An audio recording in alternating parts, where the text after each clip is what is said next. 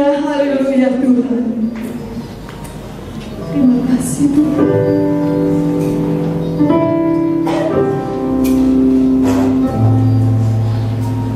Yesaya 53 Haleluya.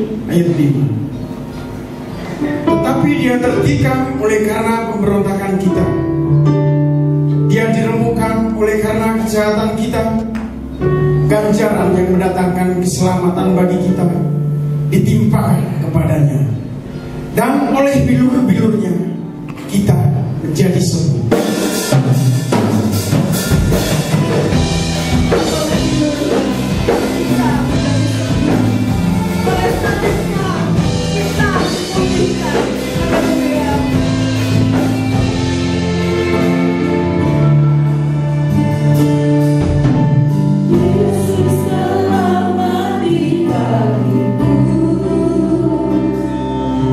Dialah penebus yang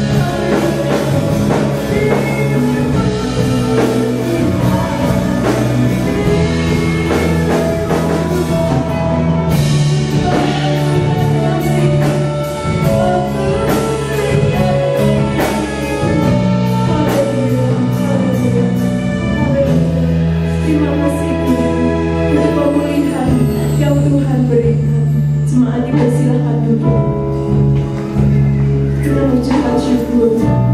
Mari kita mengangkat hati kita. Kita akan saksikan betapa Allah itu penuh dengan kasih karunia.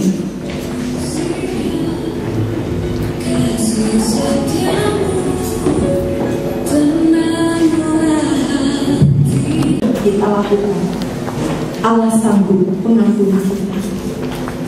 Sekalipun kesalahan kita merah seperti gerimis, Dia akan menjadikannya putih seperti salju.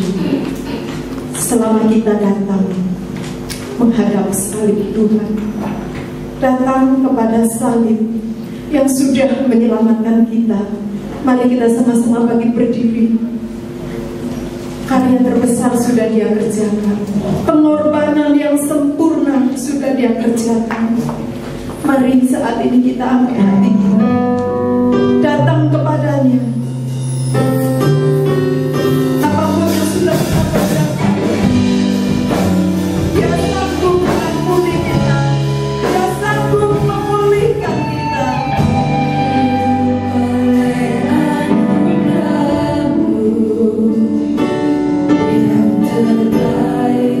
Terima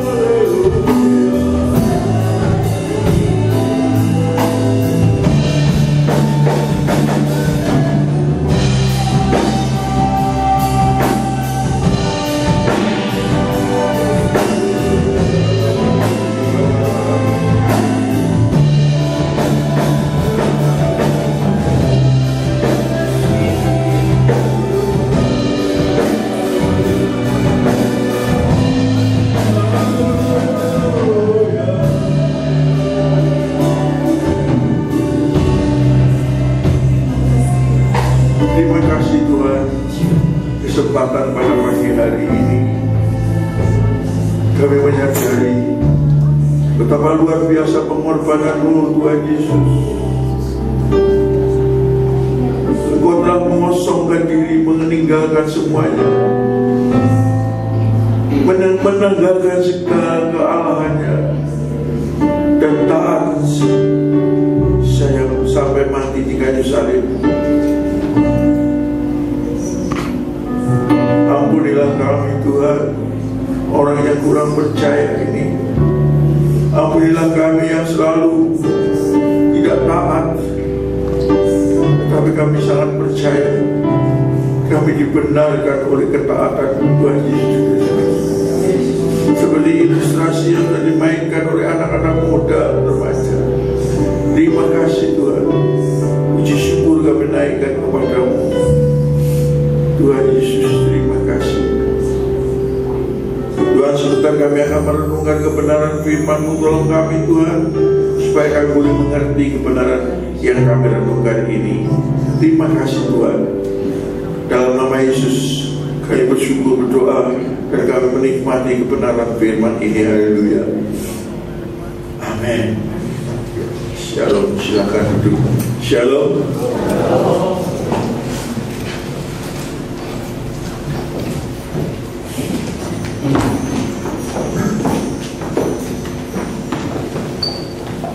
Haleluya. Hari ini kita memperingati kematian Tuhan. Ya, hari ini kita memperingati betapa luar biasa, ya, Tuhan Yesus. Ya.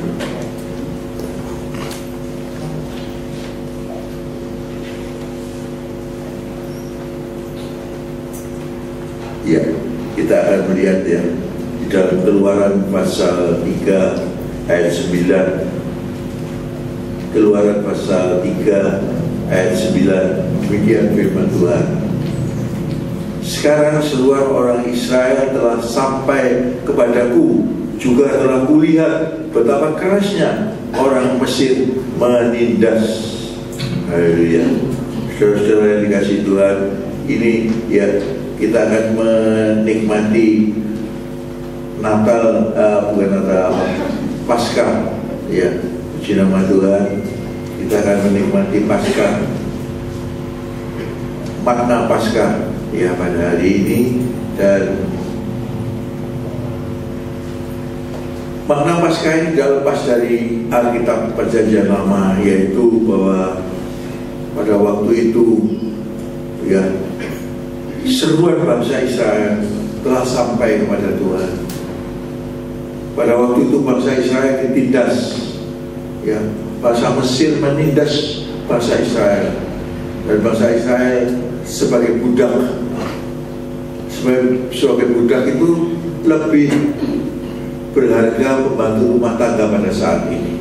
Budak itu tidak dihargai sama sekali. Ya.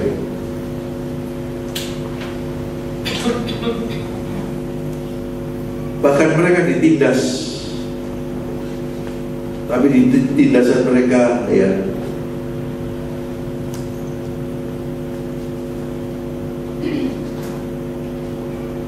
ayat yang ke-10 kita baca.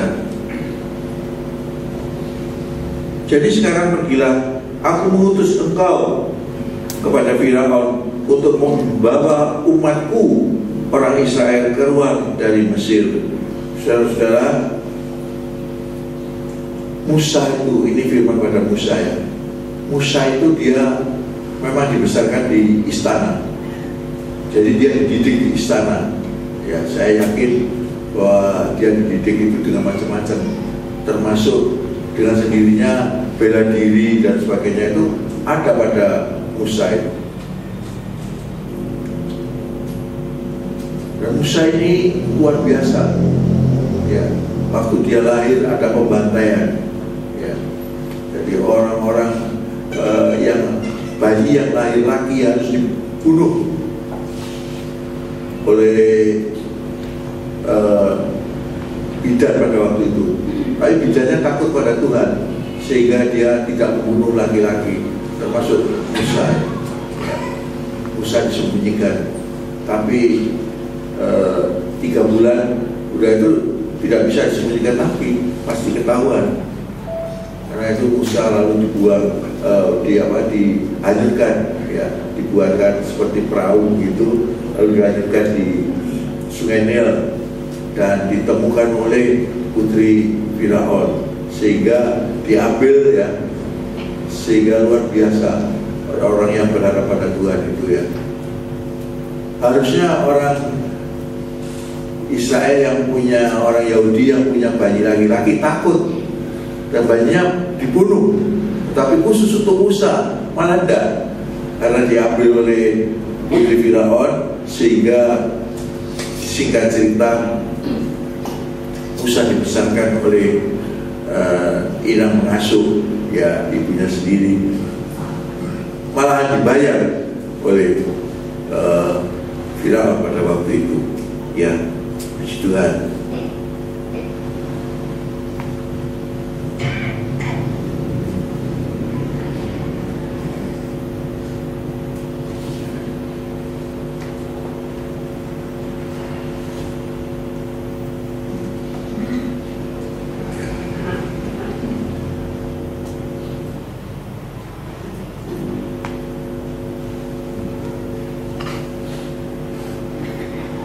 Kita menjelang Paskah, ya. Paskah itu apa? Ya, Paskah itu adalah dari bahasa Yunani yang disebut Paskah, ya, atau juga dari bahasa Ibrani yang disebut Pesah, ya, itu pengertiannya, Tuhan. Dan kemudian, ya, dalam Perjanjian Lama, ya, Musa menyampaikan firman Tuhan, ya. Tadi disampaikan, tadi adanya kita baca, ya, tapi saya tidak mengupas ayat-ayat itu, tapi hanya menjelaskan saja. Musa pada waktu menyampaikan firman Tuhan kepada Firaun, ya. Jadi Musa menyampaikan firman Tuhan kepada Firaun, ya, yang intinya adalah untuk membebaskan bangsa Israel, ya. Bangsa Israel ini dia ditindas, ya, sangat ditindas sekali sebagai budak, ya. Musa menyampaikan firman Tuhan kepada Firaun bahwa mereka akan keluar, jadi untuk membebaskan, ya, bangsa Israel untuk beribadah kepada Tuhan, ya. Firaun menolak, ya. Jadi tadi Musa menyampaikan firman Tuhan kepada Firaun yang intinya adalah untuk memberikan kebebasan, tapi Firaun menolak, ya. Bahkan makin menindas, ya. Jadi kalau Musa mengajukan untuk membebaskan bangsa Israel, Firaun menolak, bahkan menindas, bahkan menambah berat pekerjaannya, ya. Karena itu Allah campur tangan, ya. Allah campur tangan, dan Allah menurunkan 10 tulah, ya, 10 tulah. Apa saja tulah-tulah itu? Saya katakan di sini, ya. 1, air menjadi darah, ya. 2, kata, jadi kata muncul mana-mana, ya. Kemudian nyamuk, ya, lalat pikat, kemudian penyakit sampar, ya, dan penyakit sampar pada ternak. Dari ternak kena penyakit sampar mati. Ini tulah-tulah ini disampaikan lewat Musa dan Harun, ya. Tapi Firaun tetap tidak mau, apa ya, ya sudah, ini berdoa kamu supaya tulah ini diatasi, ya. Dan ternyata setelah tulah ini berhenti, masih Firaun itu keras, ya, menindas bangsa Israel. Ya. Yang keenam, bara. Ketujuh, hujan es. Yang kedelapan, belalang di mana-mana luar biasa. Ya. Kemudian yang kesembilan adalah gelap gulita.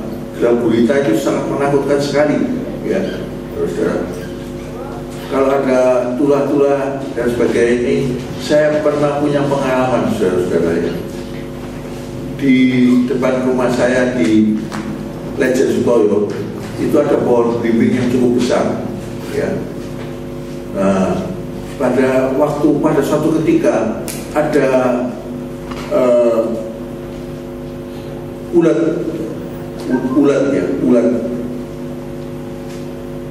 itu banyak sekali di atas itu. Saya mau berangkat kerja, saya lihat ke atas itu banyak ulat. Lalu saya cuma bilang aja begini, bahwa katanya yang taat kepada Tuhan, hidup benar, dilindungi. Kok baby saya dimakan ulat begini gitu ya. Saudara-saudara, waktu itu saya kecewa, ya. Tapi hanya saya ngomong aja, sebelah-sebelahnya juga dimakan ulat. Jadi ya sudah, saya hanya ngomong gitu aja. Lalu saya berangkat kerja. Sore hari waktu saya pulang kerja, saya kaget, saudara.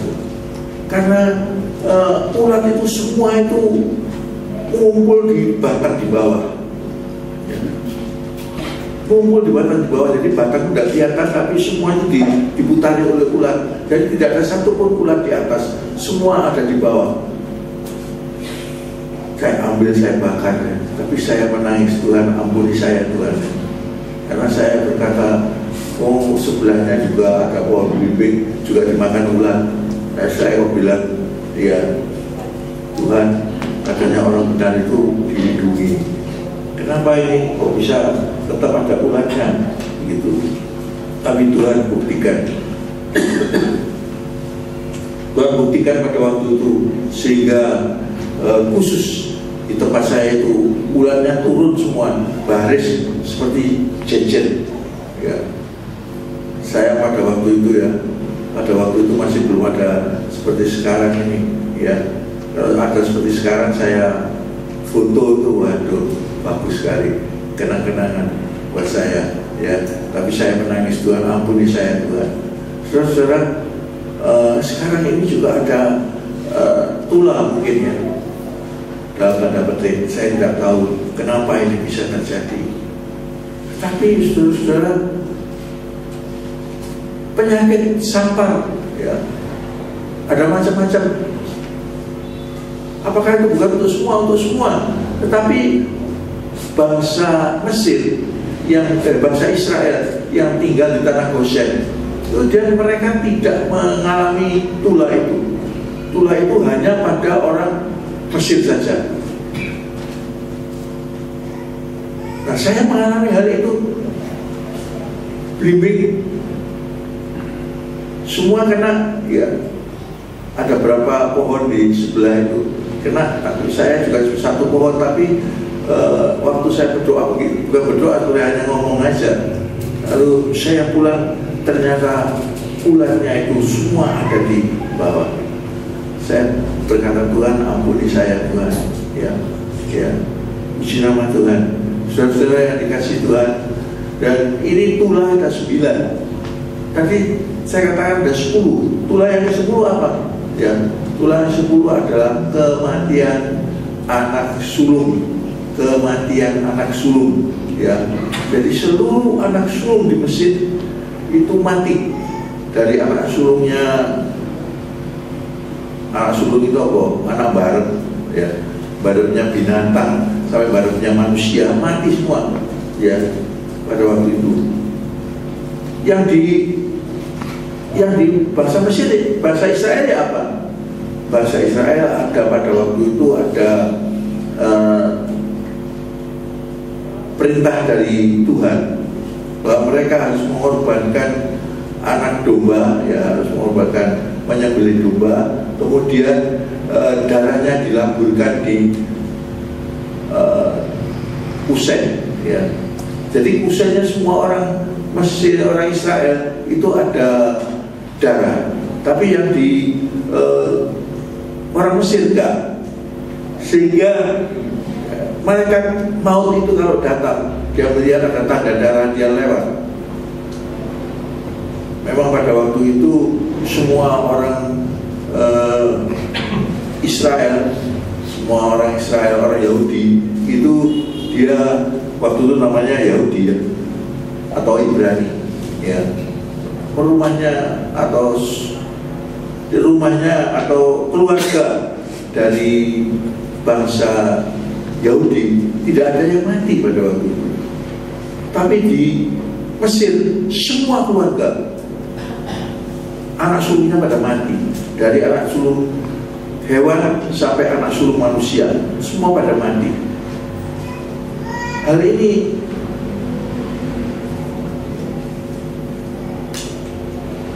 jadi itulah yang ke-10 itu adalah kematian anak sulung. Dengan kematian anak sulung ini bangsa Israel menjadi marah diusir mereka. Tadinya mereka dipimpin oleh Musa minta untuk pergi, tidak boleh. Sekarang karena ada kematian seluruh anak sulung lalu diusir sama mereka. Diusirnya luar biasa. Namanya budak itu kan tidak punya apa-apa kan ya. Namanya budak punya apa? Tidak punya apa-apa ya.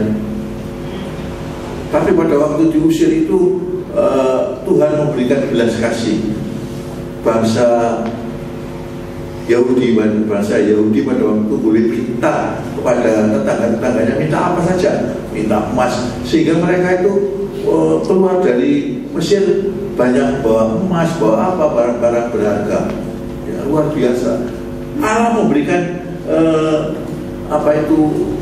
kemurahan sehingga bangsa Israel keluar dari Mesir dengan membawa barang-barang berharga. Ya, ini saya tuliskan. Setelah pulang ke-10 bangsa Israel diusir dari Mesir yang pada waktu itu telah diperbudak selama 430 tahun ya, 430 tahun bangsa Israel lalu diusir aja, suruh pergi, nanti kami mati semua ya, pergi.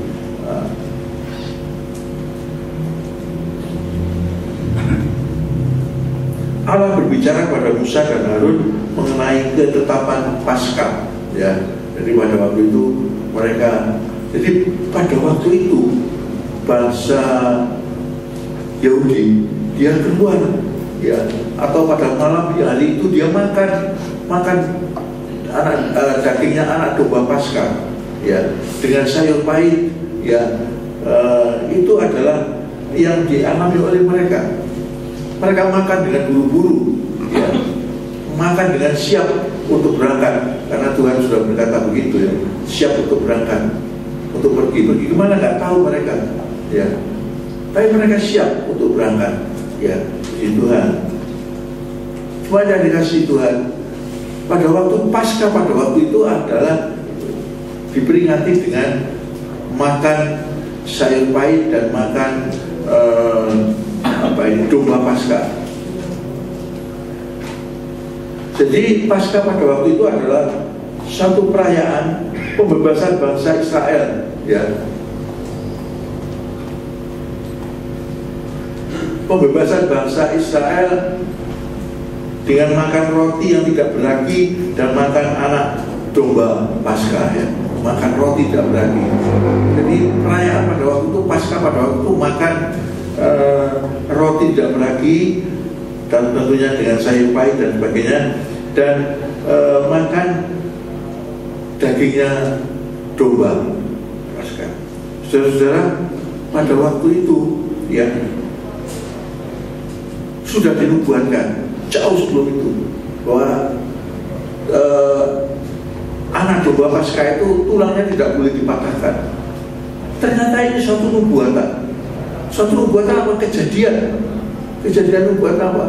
Bahwa anak domba ini kan Alkitab atau saya sering sudah berkali-kali menyampaikan bahwa ini adalah gambaran, bayangan. Jadi keselamatan yang disampaikan pada waktu itu adalah bayangan keselamatan yang sesungguhnya. Ya, mereka berkorban untuk korban keselamatan dan sebagainya, itu hanya bayangan. Mereka harus korban setiap tahun, mereka harus mengulangi korban itu lagi. Dan korban keselamatan yang sesungguhnya itu apa? Yaitu anak domba Allah, yaitu Tuhan Yesus sendiri. Saudara yang dikasih Tuhan, ini adalah perayaan pada waktu itu adalah makan roti tidak beragi dengan makan daging anak domba. Ya, itu adalah gambaran yang di dalam dituliskan di dalam kitab Perjanjian Lama, dan kitabnya orang Israel sampai dengan sekarang ini yang Perjanjian Lama, ya ini sama dengan kitabnya orang Israel Perjanjian Lama.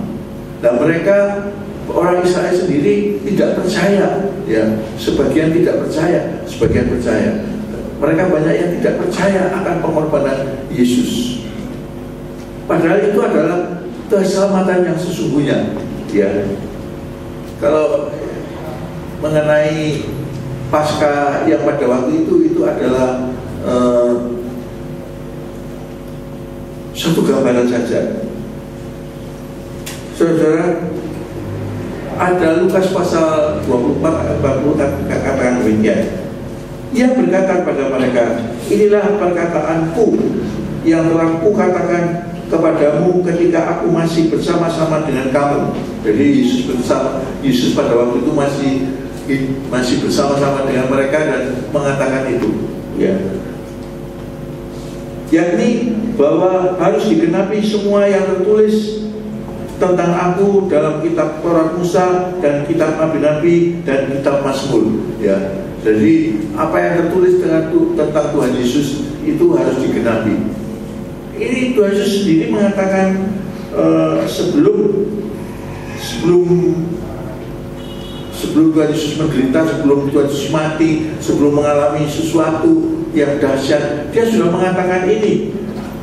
Ia berkata kepada mereka, inilah perkataanku yang telah aku katakan kepadamu ketika aku masih bersama-sama dengan kamu, yakni bahwa harus digenapi semua yang tertulis tentang aku, tentang Yesus maksudnya, dalam kitab Taurat Musa dan kitab Nabi-Nabi dan kitab Mazmur. Saudara, harus digenapi dulu apa itu? Ya. 45.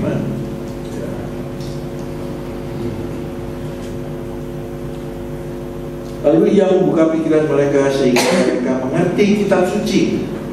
Saudara, kitab suci itu kita walaupun ngomong bagaimana tidak akan kita mengerti kalau bukan Tuhan yang membukakan.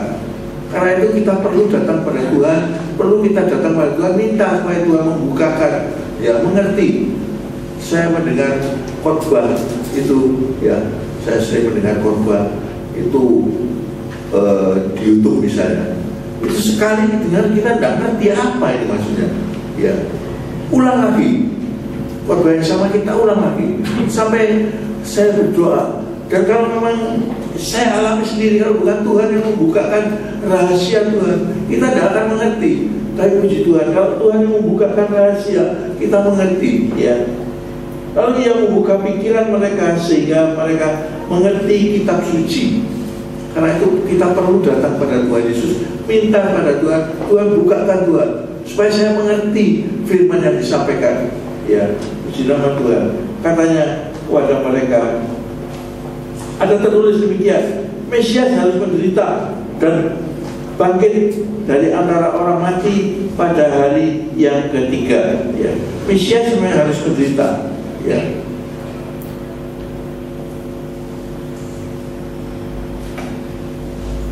Mesias memang harus menderita.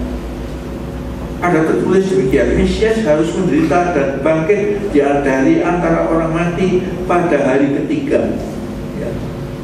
Jadi firman Tuhan itu dijelaskan sebelum hal itu terjadi, sudah disampaikan bahwa Mesias itu harus menderita, Yesus itu harus menderita, ya. Bahkan mati, ya. tapi pada hari yang ketiga dia bangkit.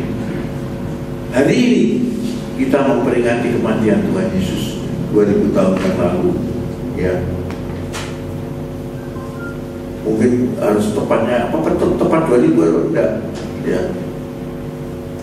Perhitungan manusia akan meleset. Mungkin ada kurang tepat, ya, tetapi kurang lebih 2000 tahun ya yang lalu, puji nama Tuhan, saudara-saudara. Dan lagi dalam namanya berita tentang pertobatan dan pengampunan dosa harus disampaikan kepada segala bangsa, mulai dari Yerusalem. Ya, jadi ini saudara, berita yang harus disampaikan kepada seluruh umat manusia. Bahwa dalam namanya, dalam nama Yesus, berita tentang pertobatan dan pengampunan dosa harus disampaikan kepada segala bangsa, mulai dari Yerusalem. Jadi berita pertobatan. Siapa yang bertobat, percaya pada Tuhan Yesus, dosanya diampuni. Tadi drama dari pemuda remaja sangat menarik sekali buat saya. Ya. Mereka seolah-olah yang pertama tadi mencari uang dengan apa tadi ya? Apa? Rampok. Rampok tapi untuk kebaikan ya. Secara manusia baik gitu ya. Mungkin di kampung dikenal, wah tuh orang ini si A si baik, si B baik. Tapi di dalam pengadilan Allah, ya, di dalam pengadilan Allah dinyatakan apa tadi? Buruk, tidak berkenan, ya. Wah. Jadi mungkin saudara-saudara yang mempunyai paham bahwa keselamatan itu karena kita berbuat baik, itu salah, ya.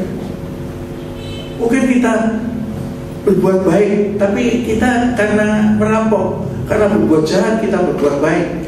Tadi sampai ada berapa tuh? Yang kedua tadi apa tadi? Kenapa? Pesugihan tetapi buat panti asuhan. Oh, membangun panti asuhan, ya baik dong bangun panti asuhan. Tetapi di dalam timbangannya nanti apa? Buruk. Ya tidak berkenan. Yang ketiga apa tadi? Mencontek saling membantu. Saling Mencontek tapi saling membantu teman. mencontek. Oh, sekolah ini ya. Mencontek. Ya. Mungkin Bapak Ibu juga mungkin tidak tadi kurang jelas, maka saya juga jelaskan. Mencontek tapi saling membantu, ya. Dalamnya bagus, tulus, bagus dong. Mungkin juara, ya juara kelas, ya. Tapi ditimbang tadi apa? Buruk. Yang berikutnya apa tadi? Ke gereja tapi tidak tahu apa-apa. Apa? Sering ke gereja tapi tidak tahu apa-apa. Sering ke gereja, saudara. Di sini dulu ada namanya Pak Bawon. Oh, maaf ya, Pak Bawon yang dulu sampai dibuatkan kamar Pak Bawon. Kerjanya apa?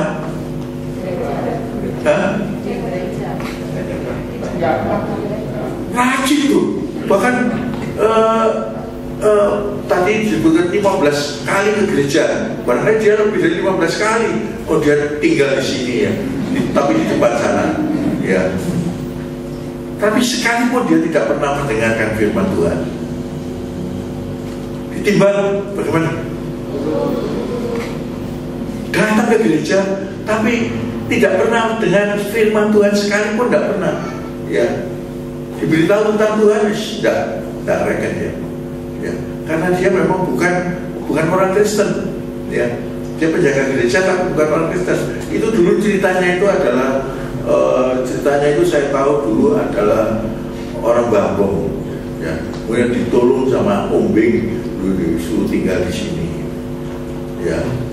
Ya itu ditulungi gitu aja. Tapi akhirnya dia menjadi seolah-olah dia menjadi Saya ini pegawai di sini, ya, luar biasa. Ke gereja terus, tapi tidak tahu. Tanyai siapa Yesus itu, terus merem, ya. Apa gunanya begini? Saudara dikasih Tuhan. Mari kita datang pada Tuhan, minta pada Tuhan supaya kita mengerti siapa Yesus itu, ya. Haleluya, ya. Puji Tuhan.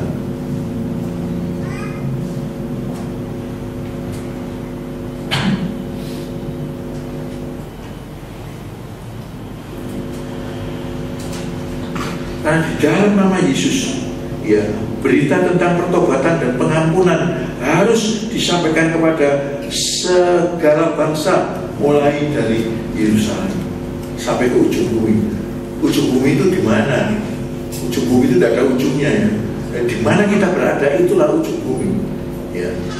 Jadi dari Yerusalem diberitakan pertobatan, diberitakan berita tentang keselamatan disampaikan, saudara-saudara, kepada kita semua, ya, kepada kita semua. Tapi apakah berita pertobatan, apakah berita keselamatan, berita kabar baik ini disampaikan pada kita semua? Tapi apakah kita semua ngerti? Ya, cuma yang dikasih Tuhan ada kabar baik, yaitu semua orang yang percaya pada Tuhan diampuni dosanya dan diselamatkan. Amin. Nah, berapa persen yang amin tadi? Mungkin hanya bagian depan sini saja, ya. Yang sini apa saya yang kurang dengar, ya? Puji Tuhan, saudara yang kasih Tuhan. Bukan begitu, tidak ada respon, ya. Mari saudara, sekali lagi saya beritahu bahwa ada berita kabar baik, bahwa ada seorang yang namanya Yesus. Dia tidak berdosa, tapi dia dijadikan dosa. Dia tidak bersalah, tapi dia justru dijadikan salah. Ya.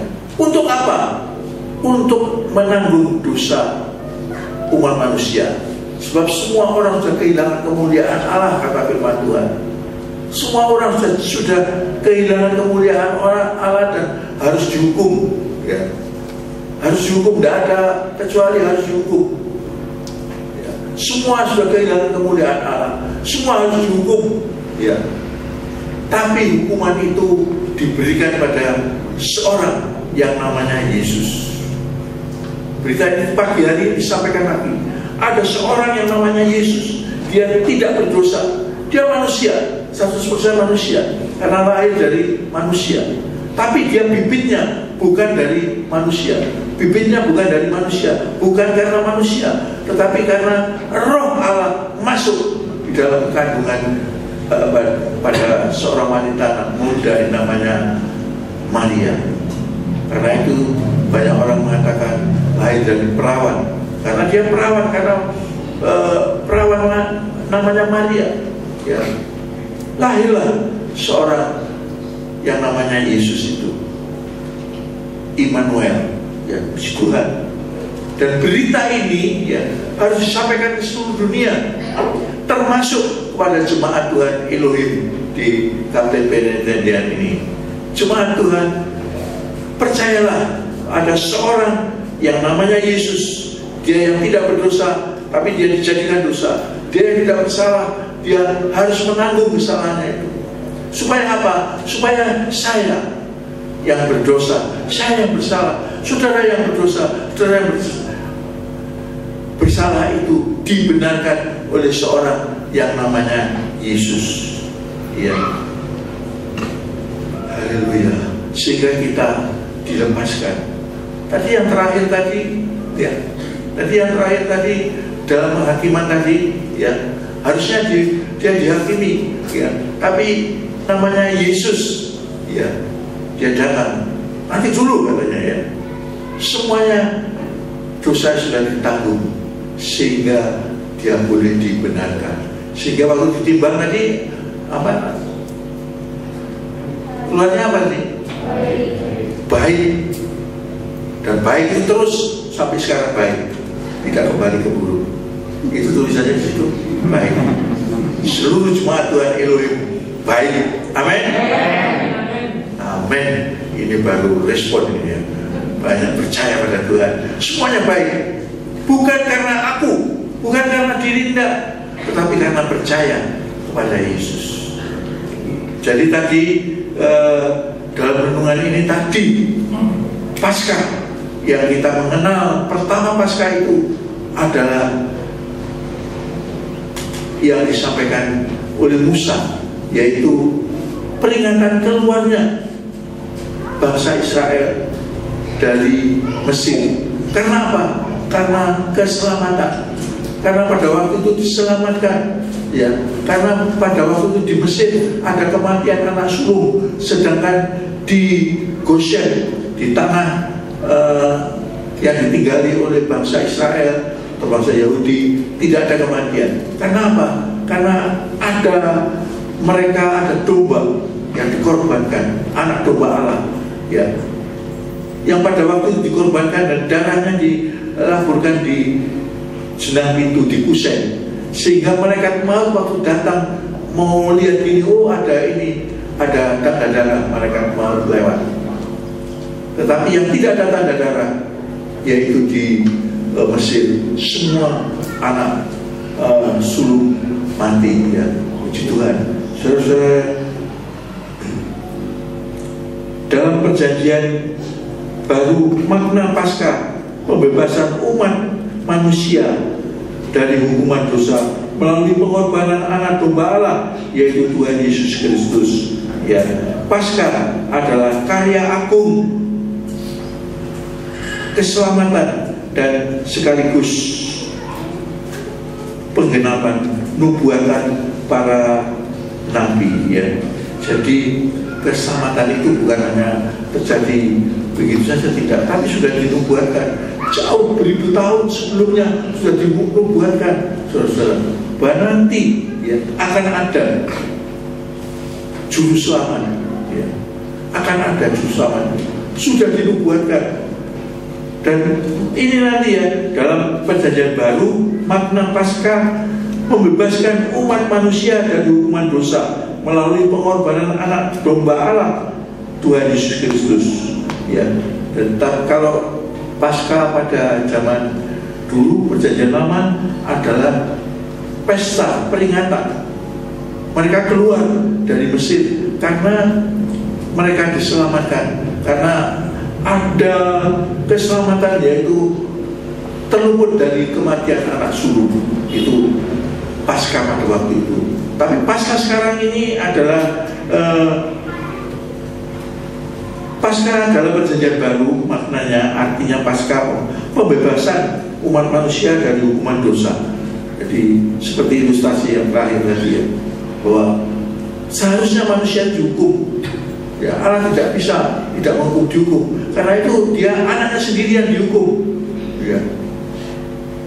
Lalu mereka mengatakan, masa Allah punya anak loh, ya. Bidannya siapa? Kalau kunci punya anak, bidannya siapa?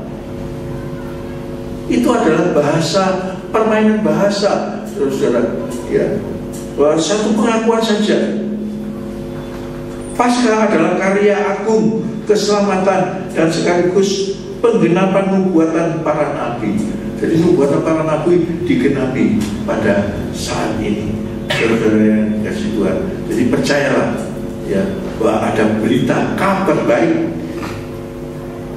ya, yaitu ada namanya Yesus yang diberikan supaya apa? Ya, Yesus menanggung segala dosa, segala kesalahan, ya.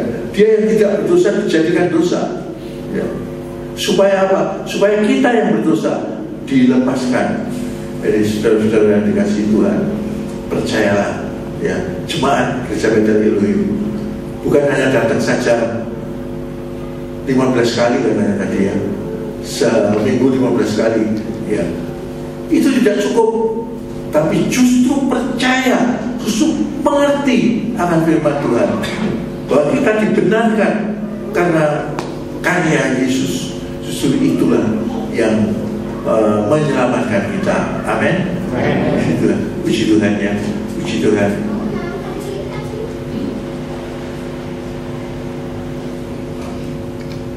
Karena itu selamat hari Paskah.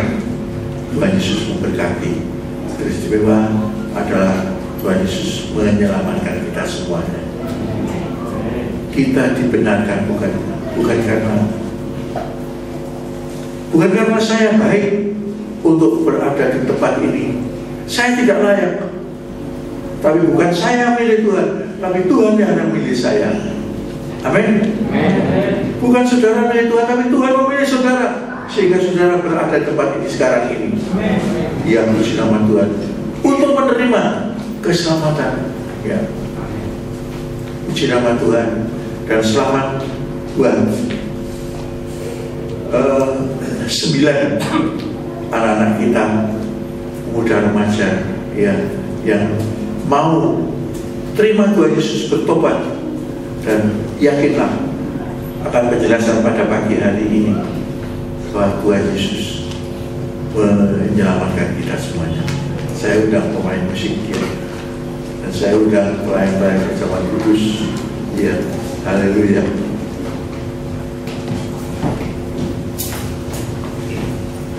Kita akan menyanyi ya. Sekali lagi saya ingatkan Bapak Ibu Saudara yang bisa berlutut, nanti ya kita menyanyi saudara berlutut. Yang nggak bisa berlutut nggak usah berlutut, yang duduk aja nggak apa-apa, tetap duduk aja. Tapi yang bisa berlutut kita berlutut ya. Haleluya. Mari saya undang pelayan jemaat kudus bisa berlutut di depan, dan jemaat yang bisa berlutut saya undang berlutut yang tidak. Jadi kehendak kami ya Tuhan sebagai manusia, tapi jadilah kehendak-Mu sebagai Allah Bapa kami di dalam surga. Hanya di dalam nama Tuhan kami Yesus Kristus pengampunan dosa itu terjadi. Haleluya, haleluya, amin. Terima kasih Tuhan buat kesempatan pada pagi hari ini. Ya Tuhan, firman-Mu sudah hamba-Mu taburkan dengan penuh kekurangan, tetapi kami sangat percaya Roh Kudus akan memberikan keterangan buat kami semuanya, sehingga kami mengerti lebih dari apa yang sudah hamba-Mu jelaskan. Terima kasih Tuhan, kabulkanlah doa-doa syafaat yang sudah dinaikkan tadi, bahkan lebih dari apa yang sudah diucapkan.